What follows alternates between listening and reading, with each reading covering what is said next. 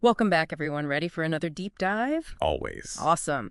Today we're going to be exploring, well, something pretty mind-bending, honestly, the world of audio augmented reality. Ooh. Yeah, AAR for short. And how it's changing the way we experience art, specifically paintings. We've got this fascinating research study to dig into. It looks at how adding sound to paintings can actually change how we engage with them. Fascinating. Yeah. And even how we feel about them. We'll get into all the juicy details in a bit, but let me just say up front, the findings are, well, they're pretty wild. Did you know that the right kind of audio can make you feel like you're actually stepping inside a painting?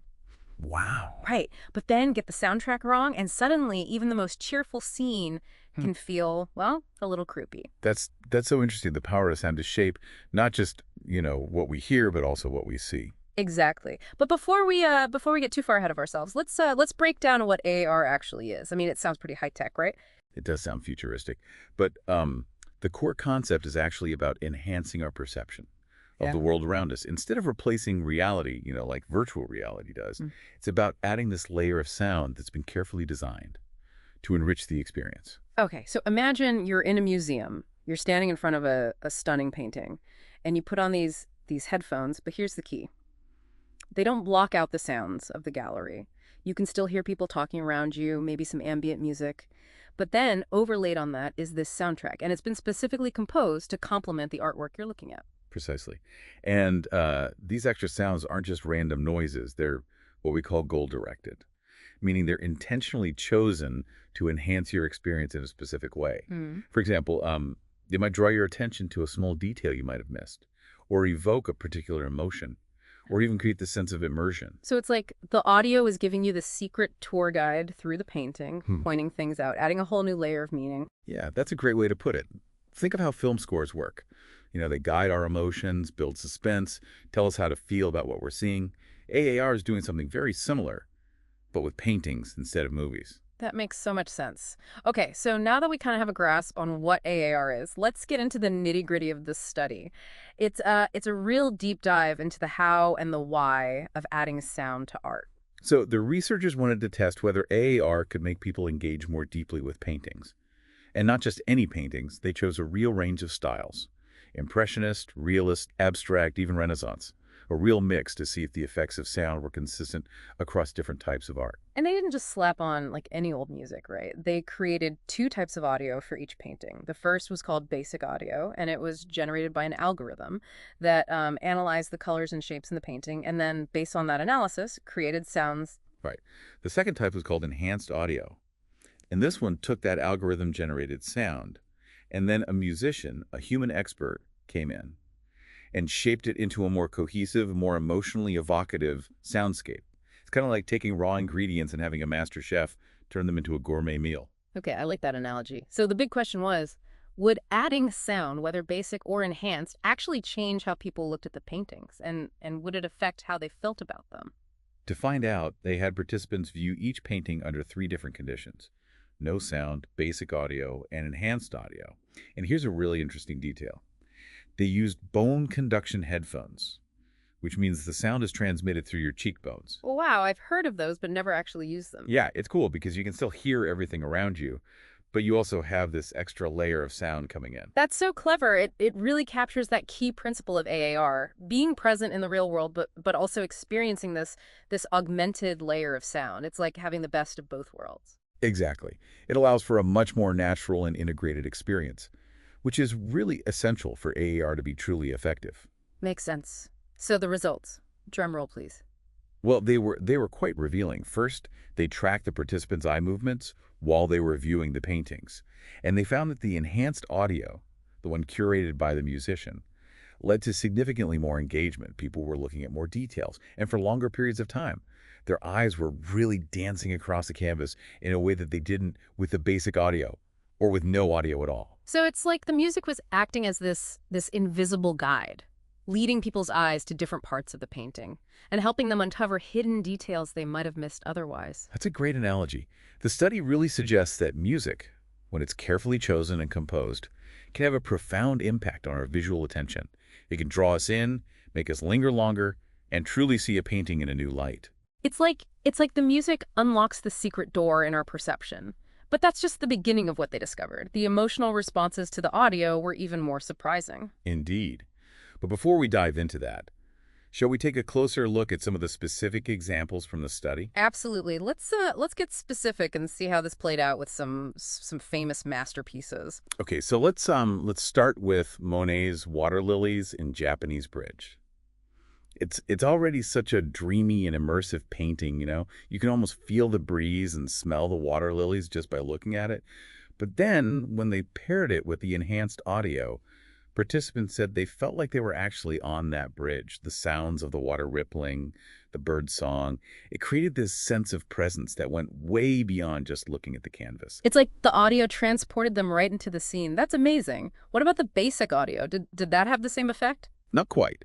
With the basic audio, people still noticed more details than with no sound, but their emotional responses were much less pronounced. Some even described the sounds, the algorithmically generated sounds, as feeling a bit cold and detached, like they didn't quite capture the ethereal beauty of the painting. So it seems like the human touch, the artistry of the musician, really made a difference there in creating that emotional connection. Exactly, and this difference was even more striking with a painting like Picasso's Guernica, which is a very powerful anti-war piece depicting the horrors of the Spanish Civil War. Oh, wow. Yeah, that's a very different mood from the peaceful water lilies. So what happened when they added sound to that? Well, with the basic audio, participants reported feeling a sense of darkness and chaos, which, is certainly appropriate given the subject matter.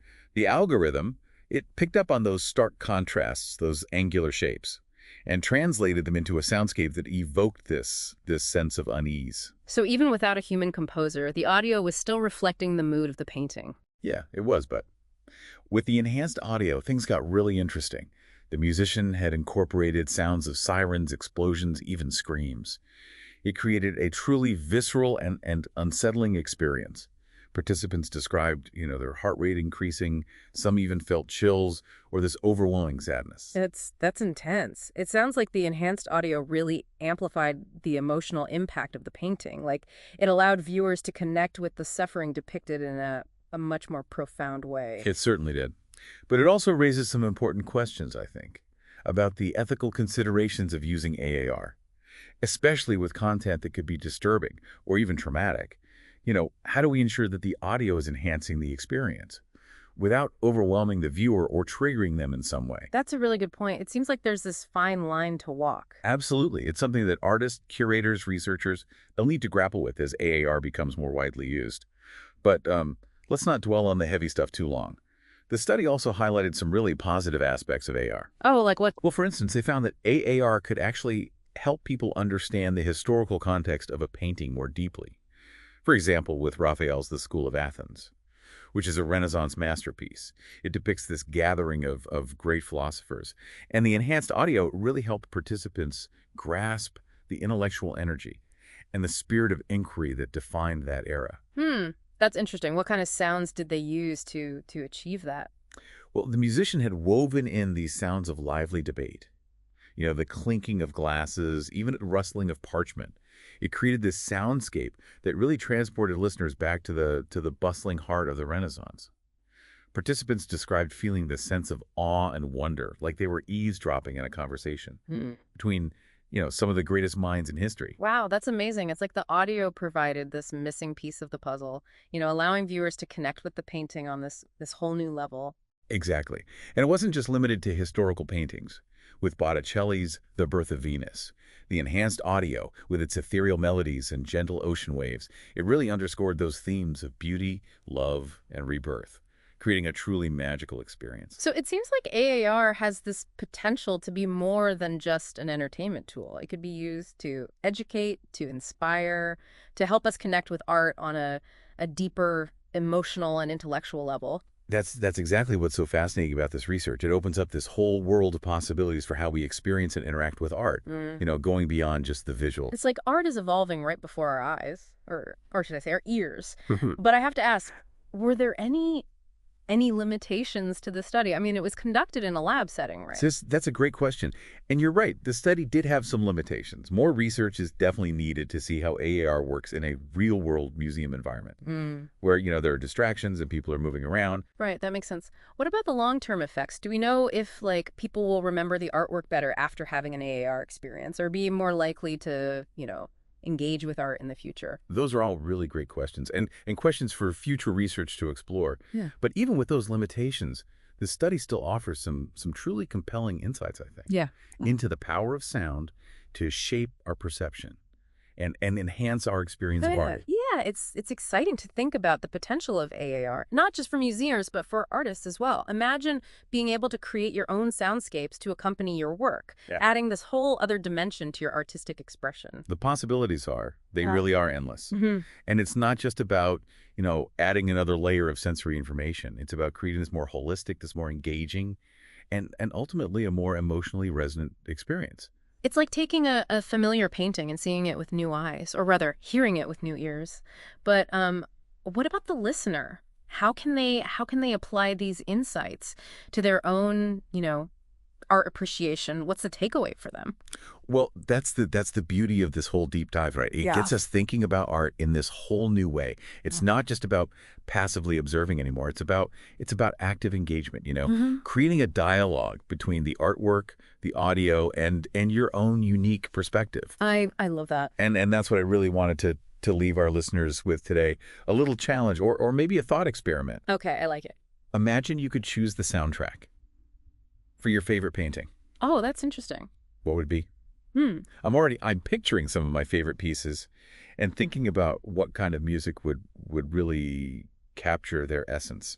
Would you go with something classical, Hmm. something modern, or maybe even something completely unexpected like nature sounds or ambient electronic music? That's a great question.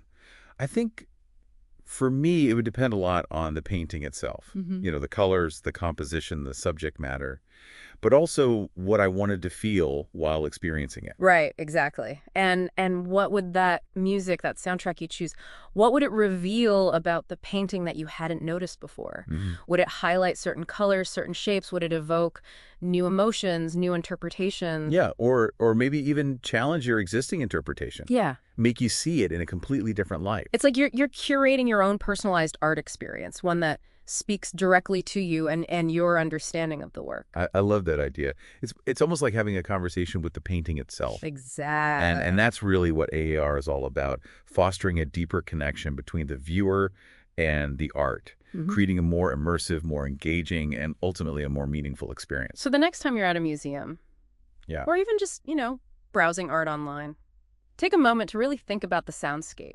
What music would you choose to accompany that piece? How would it change the way you see it? And who knows, maybe someday soon, we'll all be walking through museums with our AAR headphones on, experiencing art in this rich, multisensory way. That's a future I'm definitely excited for. Thanks for joining us on this deep dive into the world of AAR and art. Be sure to check out the show notes for links to some cool examples of AAR art experiences. And until next time, keep exploring, keep listening, and most importantly, keep those imaginations soaring.